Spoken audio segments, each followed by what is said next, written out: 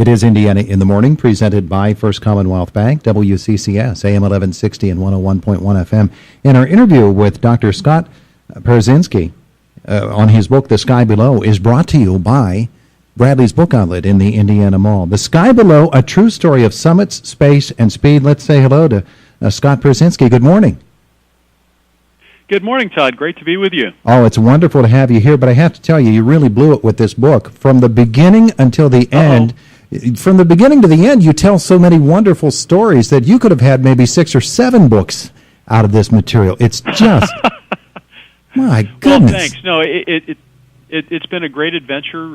My life, I treat life as a great gift, not to be wasted. But I hope it's also an inspirational book for the readers, because I've had to overcome some failures and also some health issues, but I never lost sight of my goals, and that's the real message of my book. Well, we're talking a true story of summits, space, and speed, and you get into all of those. But it started for you very young, your life of adventure, living overseas, and because of your family being in some pretty precarious situations that must have taught you so much. It did. I would have to say that life's greatest lessons come outside of the classroom. It's the people that we meet, the opportunities that we decide to take. And so, having lived in West Africa and the Middle East and eventually in Europe, where I graduated from high school, I saw the world as an incredible adventure, but also just became really fascinated with exploration. I also grew up in the shadow of the Apollo program. I'm getting up there in years, and as a kid, that was time stood still when a launch took place, and so I just wanted to have some role in the space program, and I was very, very fortunate to be ultimately selected as an astronaut and get a chance to fly in space. When as a younger, my boyhood dream. Oh yeah. When, as a younger man, you attempt Everest and then you get to go back. I guess as a younger man, that's probably not the correct way to put it. But let's talk a little bit about the Everest experiences, because you mentioned that it didn't work out the first time, but eventually you made it. And those particular stories, we don't understand what it is within a man that makes him want to climb Mount Everest, but you had that within you. Well, I did. I was a climber from an early age, and the more you climb and the more you read about great climbing exploits, the more you start to daydream about Mount Everest. And I was treated to a really rare view of the summit of Mount Everest from space. I took this really cool photograph of the summit of Mount Everest when I was flying overhead on my very first space shuttle mission, and so I had this picture over my desk for many years, and I would look at it and daydream. I wondered what it would look like to actually stand there with my own 2 boot prints, and so I really devoted myself to the physical and technical training to do that, and I applied the same kind of preparation and rigor that I applied for a space flight to going to Mount Everest, and unfortunately, on my very first trip up the mountain, I ended up rupturing a disc in my low back at a really bad spot, about 24,500 feet above sea level,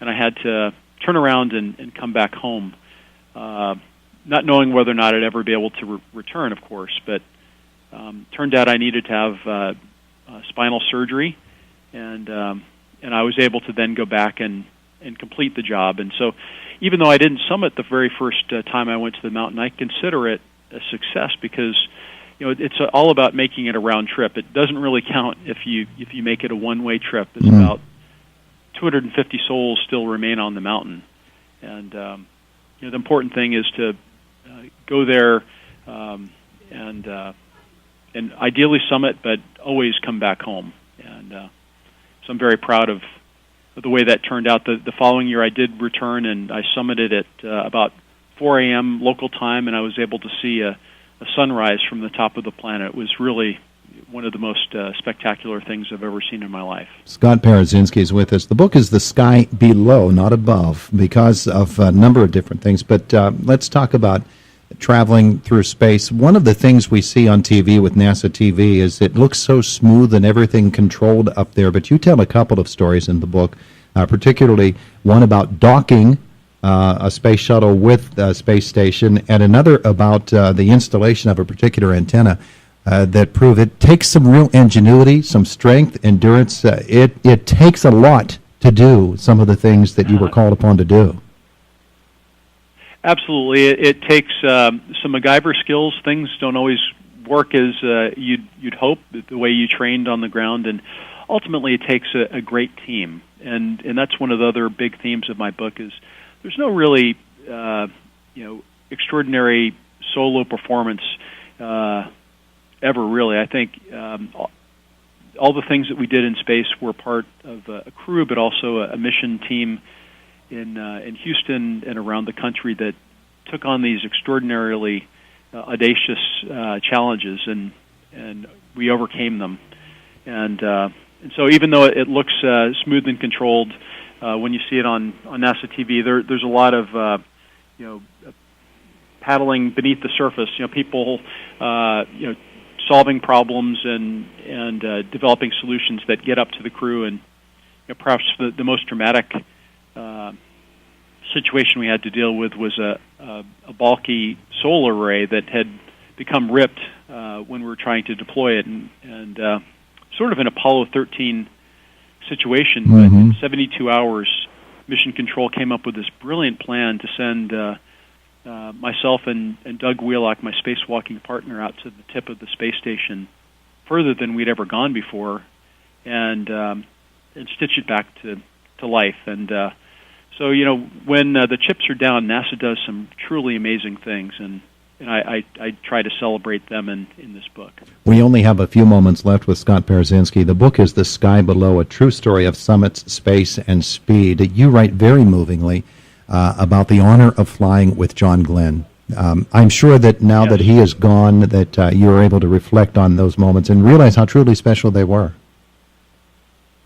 I consider myself one of the most fortunate men alive to be able to do something, do my life's work with the true epic hero of the field.